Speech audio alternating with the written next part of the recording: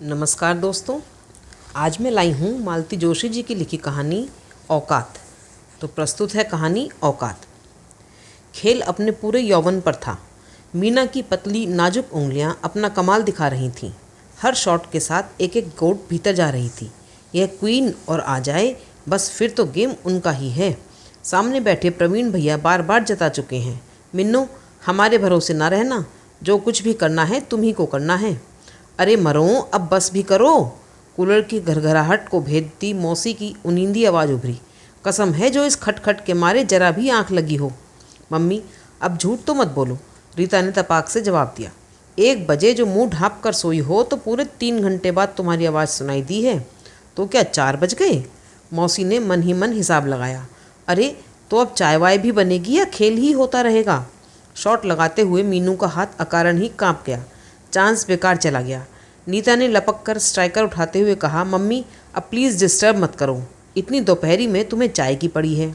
मीनू जानती है, एक बार चाय की तलब होने पर मौसी से मिनट भर सब्र नहीं होगा। उसने कनखियों से देखा। मामा जी की रिंकी पिंकी उपन्यासों में ऐसा सिर डालकर बैठ गई हैं मानो वह कोर्स की किताब हो और इम्तिहान एकदम सर पर हों। अलीगढ़ वाली सुषमा जिज्जी अच्छी खासी मीनू के पास बैठकर खेल देख रही थीं। मौसी के जागते ही वे चादर ओढ़कर वहीं फर्श पर लंबी हो गई थीं। रोहित मोहित तो लड़के थे, उन्हें कोई खतरा ही नहीं था। मीनू, मौसी की अलसाई पुकार आई। मीनू जैसे इसके लिए तैयार ही बैठी थी, एकदम उठ खड़ी हुई। आहा कैसी रानी बिटिया है, बस यही है जो मेरा दर्द समझती है, बाकी तो सब बस खाने भर को हैं। अरे गेम तो पूरा करती जाओ, तीनों साथी चिल्लाए। नहीं अब मन नहीं है, तुम रिंकी पिंकी को बिठा लो। अब मन क्यों होगा, मम्मी ने तारीफ जो कर दी। सच mummy, you are a perfect bore. Kitchen में जाते हुए मीनू नीता को भुनभुनाता हुआ सुनती रही, सुनकर अनसुना करती रही। पर उस आवाज़ को वह कैसे अनसुना कर दे जो बड़े विश्वास के साथ, बड़े अधिकार के साथ केवल उसके लिए उठती है। पिछले 15 दिनों से यही सब तो हो रहा है। वह बड़ी ललक के साथ यहाँ आई थी। वैसे तो इन दिनों शादियों में जाना उसने छोड़ ही रखा है। ऐसे अवसरों पर अपने अभाव और अधिक कचोटने लगते हैं और जहाँ जाओ उसकी अपनी शादी की चर्चा छिड़ने लगती है। लोगों की बातें सुन सुनकर अपने पर ही करुणा उपजने लगती है। पर यहाँ आते हुए उसका मन उत्साह से भरा हुआ था। नीता की शादी थी और नीता सिर्फ उसकी मौसेरी बहन ही नहीं, हम उम्र होने के नाते सखी सहेली भी थी। इसीलिए तो मौसी ने उसे 8-10 दिन पहले से बुला लिया था और वह भी भागी चली आई थी। वह तो यहाँ आकर पता चला कि मीनू की ज़रूरत नीता को नहीं, खुद मौसी को थी। आते ही उसके सामने ढेर सी साड़ियाँ पटक दी गई थीं। किसी पर गोटा टकना था तो किसी पर फूल पत्ती काटनी थी। फॉल तो खैर सभी में लगनी थी। नीता की अटैचियाँ जमाने का काम भी किसी ऐरे गहरे को नहीं सौंपा जा सकता था। फिर शादी का घर था, ढेर के ढेर मेहमान और उनकी उतनी ही फरमाइशें। कोई चाय मांग रहा है तो किसी को कॉफ़ी चाहिए, किसी को नींबू पानी चाहिए तो कोई लस्सी के लिए कलप रहा है, कोई काली कॉफ़ी में नींबू डालकर पी रहा है तो किसी को शक्कर की बीमारी है, फीकी चाय चाहिए। ये नखरे भला नौकरों से झिलते हैं? रसना के दर्जनों पैकेट खोलकर तरह तरह के शरबत घोलना क्या नौकरों के बस की बात है? मीनू ही बेचारी चकरघिन्नी की तरह घूमकर सबकी फरमाइशें पूरी करती रहती है। 3-4 नौकर हैं भी तो किस काम के? उनका सारा वक्त खाना बनाते ही निकल जाता है। और फिर मौसी को उन लोगों पर विश्वास भी तो नहीं है। सब लोग मगन होते हैं चित्रहार में कि मौसी को एकदम सनक सवार होती है। मीनू बेटे जरा रसोई में झाँक तो आ। रामचरण तो अपना जाना परखा है, पर इन दोनों छोकरों का कुछ ठीक नहीं। मुझे तो मरे उठाई गिरे लगते हैं। फिर मेहमानों से मुखातिब होकर कहेंगी, मेरा तो बस इसी पर वश चलता है। ये मेरी महारानियाँ तो 24 घंटे टीवी से चिपकी रहेंगी। माँ मर भी रही होगी तो कहेंगी जरा रुक जाओ, ये सीरियल ख़त्म हो जाने दो। अच्छा है हमारी मीनू को अभी ये टीवी की बीमारी नहीं लगी। मौसी जैसे इस बहाने सबको जता देना चाहती हैं कि मीनू के घर टीवी नहीं है। वह शर्म से गड़ जाती है। रसोई से लौटकर भी वह फिर सबके बीच बैठकर चित्रहार देखने का साहस नहीं जुटा पाती। घर में इतने सारे लोग थे, रोज़ ही सैर सपाटे का प्रोग्राम बनता था, पर मीनू का जाना नहीं हो पाता था। सुबह अगर वे लोग स्विमिंग के लिए जाते तो मौसी कहती, मीनू तुझे तो तैरना नहीं आता ना, तू ऐसा कर अपने मौसा जी को चुपचाप आमलेट बनाकर खिला दे। ऊपर के कमरे में हीटर रखा है, देख किसी को कानों कान खबर ना हो। शाम को लोग बाग घूमने के लिए निकलते तो मौसी को याद आ जाता, अरे किशमिश चिरौंजी तो अभी साफ़ ही नहीं हुई। अब यह काम भला नौकरों पर थोड़ी छोड़ा जा सकता है, मरे आधे तो गटक जाएंगे। हॉल में वीसीआर पर कोई फिल्म चल रही होती और मीनू भीतर वाले बरामदे में बैठकर हलवाई के सामान की लिस्ट बनाती होती। अपने सुंदर अक्षरों पर तब उसे बड़ी कोफ्त होती। शादी का घर था, कामों की तो कोई गिनती ही ना थी। मौसी उसे एक क्षण भी आंखों की ओट ना होने देती थी। सबसे कहती फिरती, जिज्जी की लड़कियां सचमुच बड़ी सुघड़ हैं, सुघड़ और शालीन। स्वभाव तो ऐसा है जैसे मक्खन। हमारी ये देवियां तो नाक पर मक्खी नहीं बैठने देती। मक्खन है तभी तो जरा सी तारीफ पर पिघल जाती हैं। मीनू को अपने आप पर कोफ्त हो आई। वहाँ सब छोटे बड़े आराम फरमा रहे हैं। चाय बनाने का ठेका जैसे इसी ने ले रखा है। तिस पर सितम यह है कि बर्तन सबके सब मांजने को हैं। ढंग की एक पतीली भी नहीं कि चाय चढ़ाई जा सके। नौकर हैं तो अपने किस काम के। वक्त पर या तो गायब रहेंगे या उसकी आवाज़ पर कान ही नहीं देंगे। उसकी औकात जानते हैं ना। हार कर उसने एक पतीली साफ़ की। अभी तो कप प्लेटों का भी जुगाड़ करना पड़ेगा। वहाँ सबकी सब महारानी बनकर बैठी रहेंगी। किसी से यह भी ना होगा कि आकर ट्रे ही लगवा दे। अम्मा शादी से एक दिन पहले पहुँची थी। आते ही मामा जी ने उल्हाना दिया था, जिज्जी तुमने क्या बिटिया को बांदी बनाकर भेजा था? छोटी जिज्जी उसे दिन भर नचाए रखती हैं। अम्मा तो निरी गऊ हैं, सुख दुख तो उन्हें व्यापता ही नहीं। बोली, अरे तो क्या हुआ, काम करने से कोई घिस थोड़ी ही जाएगी। शादी का कामकाज कोई बाहर वाले आकर थोड़े ही करवाएंगे, वो तो अपने को ही करना पड़ता है। फिर मेरी मीनू की तो आदत है। मेरी गृहस्थी तो इन्हीं लड़कियों के दम पर चल रही है। मीनू को बहुत ताव आया। ठीक है, उसे आदत है तो क्या इसका मतलब है वह हर जगह खटती ही रहेगी? अम्मा भी कभी कभी ऐसी बात कह देती हैं कि बस। गुस्से की एक यही वजह नहीं थी।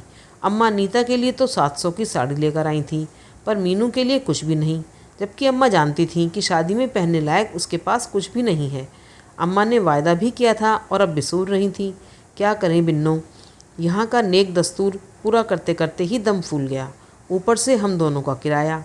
आने को तो सब तैयार थे, पर नंगे बच्चों को कहाँ लाती। पड़ोस की शर्माइन के भरोसे छोड़कर आई हूँ। तेरी साड़ी के लिए कहा था, पर तू तो अपने बाबूजी को जानती है, बिगड़ गए। बोले कोई उसकी शादी हो रही है जो नई साड़ी चाहिए। फिर क्या करती? वो तो ऊपर वाली लता ने बताया कि आजकल साड़ियों के भी सूट चले हैं, सो तेरे बाबूजी की चोरी से वही बनवा कर लाई हूँ। अपनी 22 साल पुरानी बनारसी साड़ी को शहीद करके अम्मा जो सूट बनवा कर लाई थी, उसे देखकर तो मीनू को रोना आ गया। जरी के बूटों का तार तार अलग हो रहा था और रंग भी जगह जगह से मध्यम पड़ गया था। ना कपड़े में चमक शेष थी, न जरी में। दुख तो इस बात का था कि अपना सारा बजट ताक पर रखकर अम्मा जो साड़ी लाई थी उसे मौसी ने ठीक से देखा भी नहीं, बस एक बार हाथ में लेकर रख दिया। अरे जिज्जी, इतना खर्च करने की क्या ज़रूरत थी? पर उनके चेहरे से साफ जाहिर था कि वे खुश नहीं हैं। उन्हें शायद किसी और चीज़ की आशा थी। मामा जी चांदी का आइसक्रीम सेट लाए थे। छोटी मौसी कानों के झुमके लाई थी। नीता की एक बुआ जड़ाऊ कंगन लाई थी। इन चीज़ों के सामने 700 की साड़ी की बिसात ही क्या थी। अम्मा का चेहरा खुद ही बुझासा हो गया। शादी वाले दिन छोटी मौसी ने उनका मूड और ख़राब कर दिया। जैसे ही सब लोग तैयार होने लगे, मौसी बोली, हाय जिज्जी, दुनिया कहाँ पहुँच गई और तुम वही पुरानी साड़ियाँ लथेड़े जा रही हो। भला ऐसा डिज़ाइन आजकल कोई पहनता भी है? अम्मा तो रोनी रोनी हो आई। मीनू जानती है, बरसों हो गए अम्मा अपने लिए एक अच्छी सी साड़ी भी नहीं खरीद पाई हैं, पर इस मजबूरी को छोटी मौसी क्यों समझेंगी? उनके यहाँ तो कंचन बरस रहा है। मीनू ने तय कर लिया था कि वह अपने रोज़ वाले कपड़े ही पहन लेगी, पर अम्मा का लाया हुआ वह नमूना सूट नहीं पहनेगी। पर अम्मा का रुआसा चेहरा देखकर उन्हें और अधिक तंग करने की इच्छा नहीं हुई। वह जैसे ही तैयार होकर निकली, सब लड़कियों ने उसे घेर लिया। यह क्या, आज भी साड़ी नहीं पहनोगी? क्या करें, अम्मा हमारा ब्लाउज लाना ही भूल गई, उसने मिमियाकर कहा। तो क्या हुआ, मेरा पहन लो, मेरा तुम्हें फिट आ जाएगा, किसी ने कहा। फिर किसी ने ब्लाउज़ दिया, किसी ने उससे मेल खाती साड़ी निकाल कर दी, किसी ने नकली मोतियों का सेट दे दिया, तो किसी ने मैचिंग वाली चूड़ियाँ पहना दी। नीता की सहेली ने उसके काले घने बालों को नए अंदाज में संवार दिया। एक ममेरी बहन ने उसे विदेशी सेंट से नहला ही दिया। बन संवर कर जब सब लोग बाहर आईं तो बारात बस लगने ही वाली थी। दूल्हे को देखने की जैसे होड़ सी लग गई। चूड़ीदार पाजामा, रेशमी शेरवानी और कलगीदार साफे में सजे उस राजकुमार को देख मीना का मन एक अनाम पीड़ा से करहा उठा। जयमाल डालती हुई नीता के लिए ईर्ष्या की एक सूक्ष्म सी लहर उसके मन में उठी। सामान्य से रूप रंग की नीता, पर वह भी इस समय किसी राजकुमारी से कम नहीं लग रही थी। दूर से तो पहचानी भी नहीं जा रही थी। पहचानोगी कैसे, किसी ने टिप्पणी की। पूरे 300 का ब्राइडल मेकअप है। 300? हे भगवान, हर कोई इतने रुपए खर्च कर सकता है? काश ये रुपए उसके पास होते, ढंग की एक साड़ी तो आ जाती। पानी खौलकर जब आधा रह गया तब जाकर उसकी विचार तंद्रा टूटी। दोबारा पानी चढ़ाकर वह ट्रे में कप प्लेटें सजाने लगी। चाय छानते हुए याद आया, मौसा जी पहले पानी मांगेंगे, सो 2 गिलास पानी के भी भर कर रख लिए। बार बार कौन दौड़ेगा। इससे तो अच्छा था अम्मा के साथ ही लौट जाती। पर मौसी तो रोने ही बैठ गई। जिज्जी, मेरा घर क्या एकदम सूना कर जाओगी? कम से कम नीता के लौटने तक तो इसे वहाँ रहने दो। मैं इसी को देखकर जी जुड़ा लूँगी। ऐसी विनती अम्मा कैसे नकार देती। अब नीता जी वहाँ मसूरी में हनीमून मना रही हैं और मीनू यहाँ बेगार्ड हो रही है। चाय लेकर कूलर वाले कमरे में गई तो ऐसा लगा जैसे राजस्थान से शिमला आ गई हो। उसे देखते ही सब लोग अपना अपना काम छोड़कर ट्रे के पास सिमट आए। कुछ देर पहले ये ही लोग मौसी को चाय के लिए कोस रहे थे। शाबाश बेटा, भगवान तुम्हारा भला करे। मौसा जी ने पानी का गिलास लेते हुए तृप्त मन से आशीर्वाद दिया। लड़कियों को ऐसा आशीर्वाद दिया जाता है? मौसी ने कहा। ऐसा कहो कि भगवान करे तुम्हारे हाथ भी जल्दी से पीले हो जाएं। वैसे हमारी मीनू जिस घर में जाएगी उजाला करेगी। मीनू शर्म से लाल हो आई। अरे, इसकी शादी की बात तो अभी लग रही थी, मौसा जी बोले। अच्छा, कहाँ? मौसी ने उत्सुकता से पूछा। मीनू ने भी अपने प्राण कानों में समेट लिए। अरे, बारात वाले दिन बड़ी बन-ठन कर घूम रही थी ना, तो समधी जी ने पूछा कि किसकी लड़की है। मैंने कहा अपनी ही है, नीता की मौसेरी बहन है, पसंद है तो कहिए। छोटे कुंवर जी के लिए बात चलाऊं? फिर क्या बोले? बोले कि आपने पहले क्यों नहीं बताया, हम तो एक ही मंडप में दोनों को ब्याह ले जाते। मीनू को लगा इतनी खुशी वह झेल नहीं पाएगी। बड़े लालची हैं बुढ़ऊ, मौसी बोली। सोचा होगा इतना ही सब वहाँ से भी मिलेगा, तभी तो झट से हाँ भर ली। इंद्रधनुषी बादलों में उड़ता हुआ मीनू का मन दन्न से ज़मीन पर आ गिरा। वह एकदम होश में आ गई। मौसी ठीक ही तो कह रही हैं। नीता के ससुर बेचारे कैसे जानेंगे कि सामने जो सजी संवरी लड़की खड़ी है उसका सारा श्रृंगार उधार का है, चंदे का है। लेकिन दहेज तो कोई उधार नहीं देता, ना उसके लिए चंदा किया जा सकता है। मौसा जी ने जो नीता को दिया है उसकी क्या वह अपने लिए कल्पना भी कर सकती है? बाबूजी उसके लिए एक ढंग की साड़ी तो ला नहीं सकते। बेटे, जरा पानदान उठाना, मौसा जी ने कहा। वह एकदम आज्ञाकारी सेवक की तरह उठ खड़ी हुई। यही औकात है उसकी, इसी में रहना है। अभी आप सुन रहे थे मालती जोशी जी द्वारा लिखी कहानी औकात।